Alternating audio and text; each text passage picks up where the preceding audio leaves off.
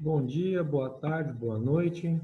Esta aula é gravada, portanto, eu não sei o horário que vocês estão assistindo, se é de manhã, à tarde ou à noite. Então, portanto, bom dia, boa tarde, boa noite.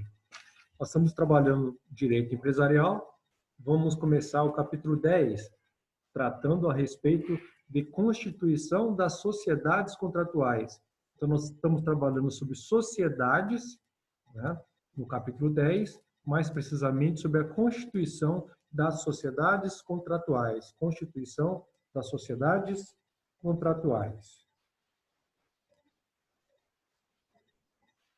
Então, vamos adiante, vamos começar.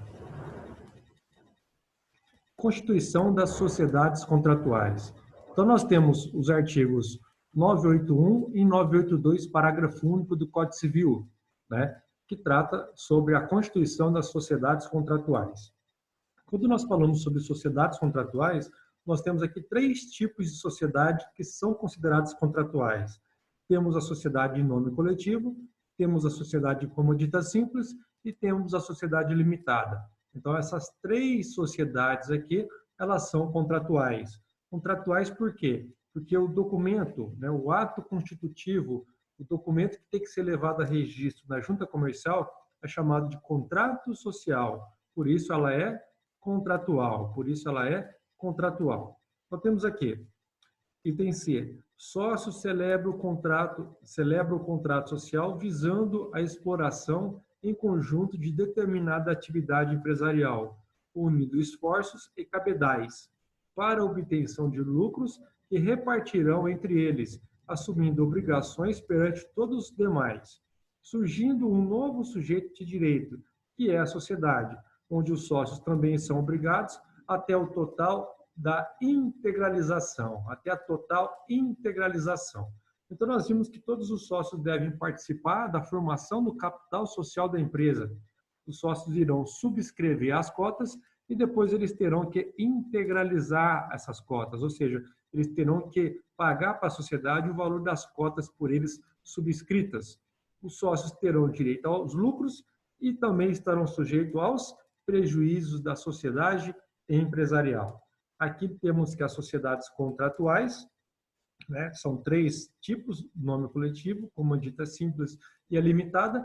Na sociedade contratual, o ato constitutivo, ou seja, o documento que é registrado na junta comercial, é chamado de contrato social, e que essas sociedades elas são formadas por cotas. Então, nós temos aqui os sócios cotistas. Então, temos lá, invalidação e dissolução. Sujeitos, motivos e efeitos. Sujeitos, motivos e efeitos. Primeiro, sujeitos. Invalidação com relação a sujeitos. Invalidação com relação a sujeitos. Decorre sempre e apenas de ato do Poder Judiciário. Dissolução, sujeitos. Decorre da vontade dos participantes ou da decisão judicial. Certo? Então, invalidação com relação aos sujeitos decorre sempre e apenas de ato do Poder Judiciário. Já a dissolução aos sujeitos decorre sempre da vontade dos participantes ou também de decisão judicial. Motivos. Invalidação, motivos. Inobservância de um requisito de validade do contrato social, né? Não observância de um requisito de validade do contrato social. Dissolução, motivos. Temos aqui a falência, né? Temos aqui a falência, quando a empresa está em dificuldade financeira, não consegue pagar suas obrigações, né? Pode ser decretada então a sua falência, os bens da empresa serão vendidos e o produto da venda destinado ao pagamento dos credores. Inviabilidade do objeto social, a inviabilidade do objeto social, a empresa se tornou inviável, né? Não é mais lucrativa, o objetivo da empresa é o lucro e aqui ela não é mais lucrativa, né? Então, inviabilidade da empresa, né? Dissidência de sócio, né? Quando o sócio minoritário não concorda com a deliberação dos sócios majoritários, né? Quando os sócios entram em conflito, né? Então, há aqui a dissidência de sócios, né? Eles não concordam com as tomadas de decisão da sociedade. Efeitos. Invalidação. Efeitos, né? Opera retroativamente. Efeito extunc, ou seja, não retroage.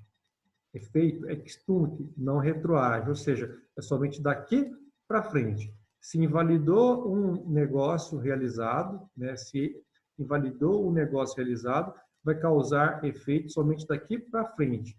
Tudo que aconteceu para trás continua plenamente válido. Todos os negócios realizados anteriormente continuam sendo válidos. Dissolução, efeitos. Opera irretroativamente, ou seja, não, aliás, aqui não retroage e aqui retroage. Né? Invalidação dos efeitos. Opera retroativamente, efeito extunc, ou seja, retroage. Então, a invalidação causa consequências para trás e também para frente, invalidando os negócios daqui para trás, né? Então, trazendo consequências também para frente. Agora, a dissolução, os seus efeitos são irretroativos, efeitos ex nunc, não retroage, ou seja, as consequências são apenas daqui para frente e nunca para trás. Exceção com a previsão do artigo 52 da Lei de Falência, ou seja, somente com relação à falência, né, nós vamos ver uma exceção com relação a essa regra da irretroatividade. Requisitos de validade do contrato social. Requisitos de validade do contrato social. Nós temos aqui requisitos genéricos e requisitos específicos. Os requisitos genéricos são aqueles previstos no artigo 104 do Código Civil. Quais são eles? Primeiro, agente capaz. Então, aqui nós estamos tratando sobre capacidade, né? Nós estamos trabalhando aqui sobre capacidade. Então, menor representado ou assistido, sem poderes de administração e com capital social, totalmente integralizado, pode. Né? Então, ele tem que ser capaz, ou seja, tem que ter mais de 18 anos, mas o menor de 18 anos pode, desde que representado, quando absolutamente incapaz, ou assistido, quando relativamente incapaz. E outra situação, sem poderes de administração e com capital social, né, capital investido, totalmente integralizado. Daí temos a possibilidade do menor também fazer parte de uma sociedade. O objeto deve ser possível, né? A exploração, a atividade empresarial tem que ser possível, deve ser lícito, né? O objeto social deve ser determinável ou pelo menos determinado, né? Tem que ser determinado ou pelo menos determinável. Né? Então, nós não podemos, por exemplo, explorar uma atividade ilícita, jogo do bicho, bingo, cassino, né? Tráfico de drogas. Então, seriam aqui atividades ilícitas. Né? A atividade também tem que ser possível, sob pena da junta comercial simplesmente se recusar a registrar o ato constitutivo. Então, temos aqui forma prescrita e não defesa em lei, ou seja, forma escrita na lei, né? Ou que pelo menos não seja proibida, né? Forma prescrita e não defesa, e não proibida em lei. O contrato social deve ser escrito por um instrumento particular ou instrumento público, ou seja, você pode fazer o contrato social ou, né, você pode fazer o contrato social no cartório, instrumento público, mas você também pode fazer no computador, lá do seu contador, no computador do empresário mesmo, pode ser redigido o contrato social, que depois todos eles podem assinar e levar a registro na junta comercial. O artigo 987 do Código Civil diz que o contrato pode ser verbal, né? Porém, esse contrato verbal não se admite seu registro na junta comercial. Então, teríamos aqui uma situação chamada de sociedade em comum, né? Chamada aqui, então, de sociedade de fato. É uma sociedade despersonalizada, ou seja, não tem registro na junta comercial, muito embora seja tratada no Código Civil no artigo 987. Requisitos específicos. Sócios devem ser incluídos na formação do capital social e também nos lucros e perdas, ou seja, todos os sócios deverão participar da formação do capital social da empresa. Nenhum deles poderá ser excluído dessa obrigação. Da mesma forma, né, todos os sócios devem participar dos lucros da empresa. Nenhum deles pode ser excluído desse direito. E dos prejuízos da sociedade, nenhum deles também poderá ser excluído. Se a sociedade sofreu algum tipo de prejuízo, algum tipo de perda, todos eles deverão sofrer. Nenhum deles pode ser excluído dessa obrigação. A lei não veda a distribuição diferenciada ou desproporcional dos lucros, mas veda a sua exclusão. Então, imagina o seguinte, o sócio A e sócio B, né, tem 50% cada um da empresa. 50% do sócio A, 50% do sócio B. Poderia o contrato social dizer que o sócio A vai ter 60% do lucro e o sócio B 40% do lucro? Certo? Então, o que a lei diz é que você não pode zerar o lucro do sócio A ou zerar a perda, o prejuízo do sócio A.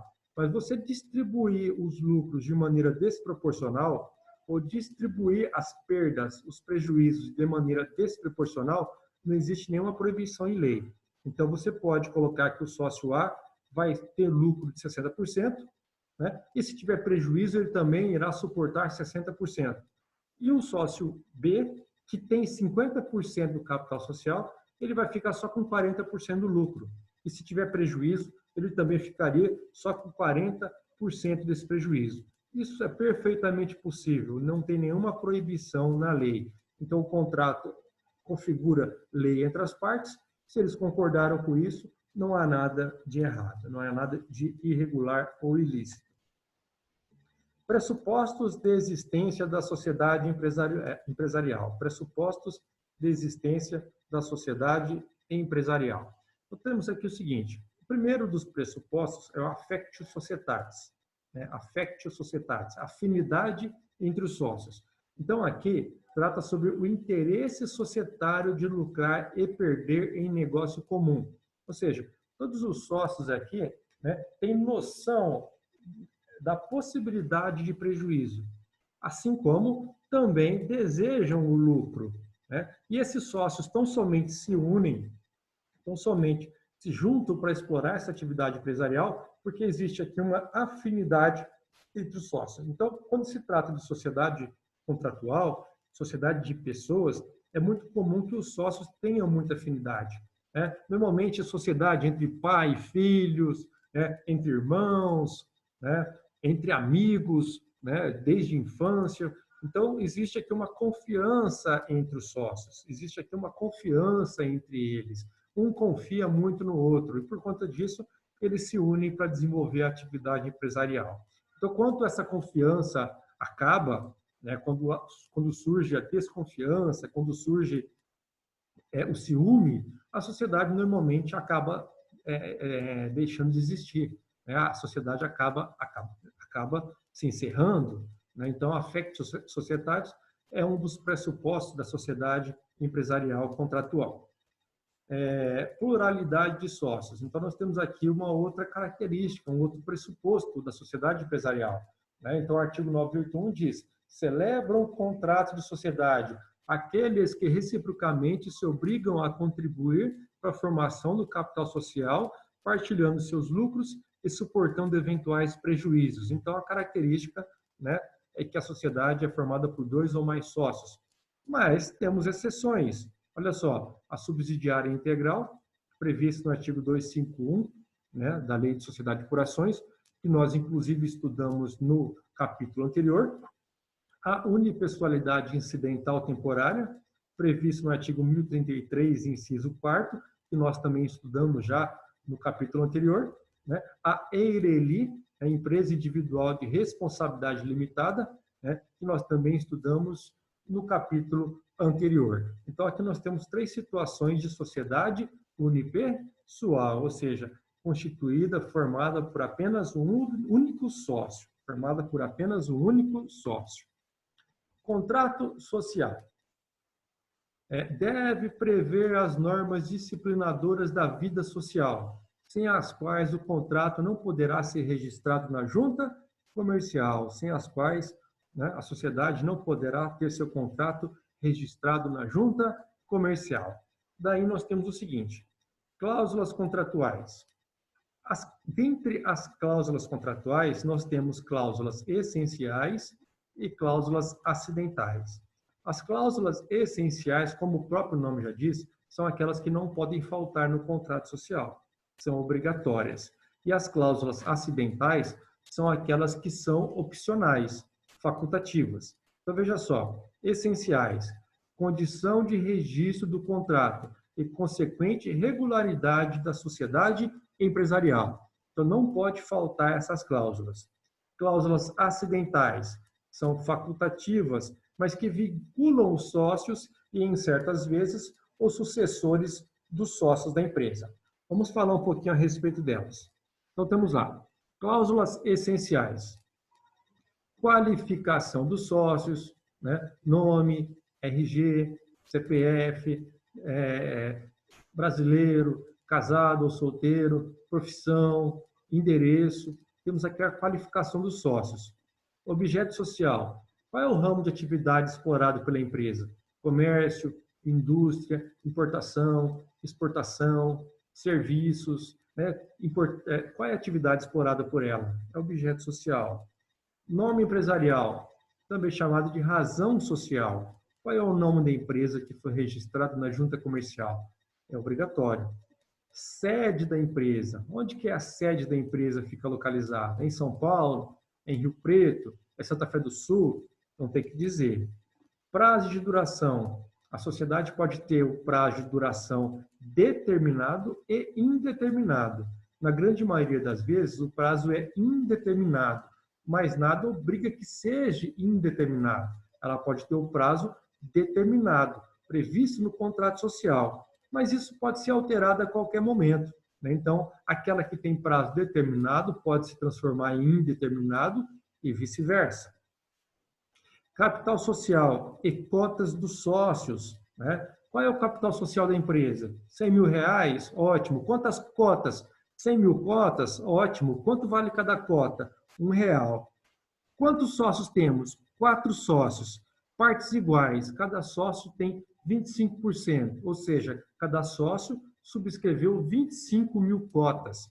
Quanto cada sócio vai ter que integralizar? 25 mil reais. De que forma? À vista, a prazo, parceladamente, com bens, bens móveis ou bens imóveis, enfim, tudo isso tem que estar escrito no contrato social. Nomeação do administrador. O contrato social tem que indicar o administrador, né? Tem que dizer quem é o administrador. Informe, então, ali quem é o administrador da empresa. Nome coletivo e comodita simples. Não podem ser representadas por pessoa estranha ao quadro associativo. Ou seja, o administrador, obrigatoriamente, tem que ser um dos sócios. A sociedade limitada pode ser representada por sócio ou por não sócio. A sociedade limitada admite-se administrador sócio ou não sócio. A sociedade comodita simples e nome coletivo somente poderá ser administrador sócio da empresa. Visto de advogado. Então, nós temos aqui previsão de lei que diz que o contrato social, antes de ser levado a registro na junta comercial, né, tem que ser vistado por um advogado, para a validade de todos os atos e contratos constitutivos de pessoas jurídicas, é obrigatório o visto de advogado. Então, o advogado vai lá e dá um visto, assina o contrato social antes de ser registrado na junta comercial. Antes de ser registrado na junta comercial. Cláusulas acidentais. Então, a cláusula essencial são obrigatórias. As acidentais são facultativas. Então, para que serve? Visa melhor disciplinar a vida da sociedade e sua ausência não importa irregularidade alguma. Então, nós temos aqui algumas cláusulas. Olha só essa aqui. Cláusula arbitral. Cláusula arbitral é uma cláusula acidental. Disciplina o modo de escolha de árbitro para a decisão das pendências entre os sócios.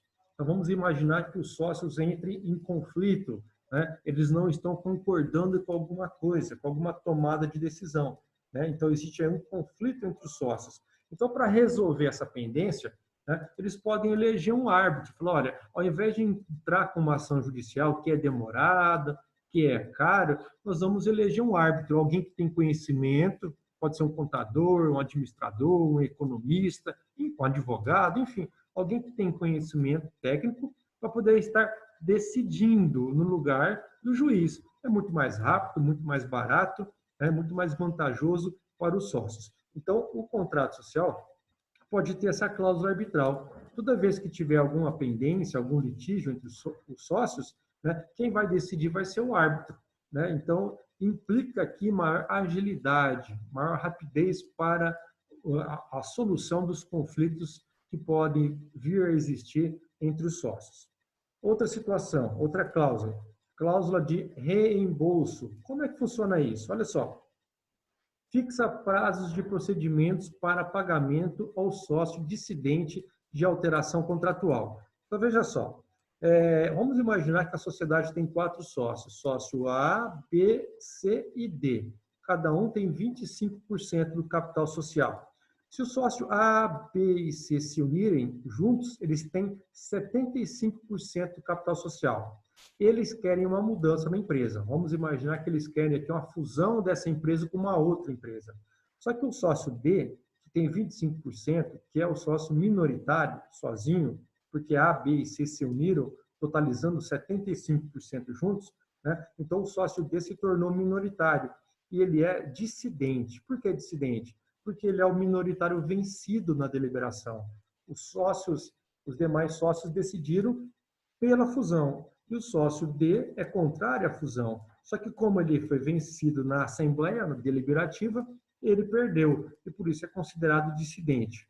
E o artigo 1077 diz o seguinte, que o sócio dissidente ele pode exercitar seu direito de saída, seu direito de retirada da sociedade. Então, ele pode não ficar na sociedade, ele tem essa oportunidade. E quando ele sai da sociedade, ele vai ter direito ao reembolso. Né? Então, ele vai ter direito ao reembolso. Ele terá que ser reembolsado. Né? Ele vai ter que ser reembolsado dos valores, né? Vai ter que ser reembolsado dos valores que ele investiu na sociedade. Então, essa cláusula aqui vai fixar o prazo, né? Vai fixar o prazo do reembolso. Né? Vai dizer se o prazo do reembolso é de 30 dias, 60 dias, 90 dias, 6 meses, 1 ano, se é à vista, se é a prazo. Né? Então, essa cláusula aqui vai tratar a respeito dessa situação. Cláusula reguladora de efeitos da morte de sócio. Previsão, artigo 1028 do Código Civil. Então, nós temos aqui o seguinte, se o sócio vier a falecer, se o sócio morrer, né? Se o sócio morrer, o valor das cotas será pago aos seus sucessores, aos seus herdeiros. Então, imagine a sociedade com 4 sócios, cada um tem 25%, capital social R$100 mil, o sócio A morreu, ele tem 25% das cotas, então vale R$25 mil as cotas desse sócio. Então, a sociedade paga para os herdeiros R$25 mil, certo? A sociedade paga para os herdeiros R$25 mil. Porém, o contrato social pode ter uma cláusula tratando de maneira diferente. O contrato social pode ter uma cláusula dizendo assim, em caso de morte de sócio, ao invés de pagar para os herdeiros o valor das cotas, a sociedade vai receber os herdeiros da sociedade, nos termos do inciso 1º do artigo 1028 do Código Civil. Então, é uma cláusula opcional, que pode estar prevista no contrato. Se prevista no contrato, em caso de morte, vai ser dessa forma que vai resolver a questão. Agora vai tratar sobre a forma do contrato social. Vamos deixar para a próxima aula.